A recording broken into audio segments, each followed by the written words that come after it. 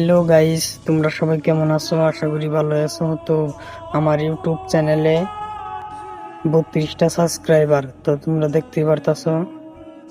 তো আর আমার ফেসবুকে হলো 10টা ফলো। তো আমি তাও ভিডিও আপলোড করতেছি, তোমরা তাও সাপোর্ট করছো না আমাকে।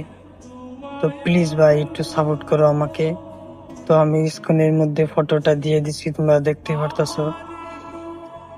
ইউটিউব চ্যানেলে 32টা সাবস্ক্রাইবার, ফেসবুকে 10টা ফলো।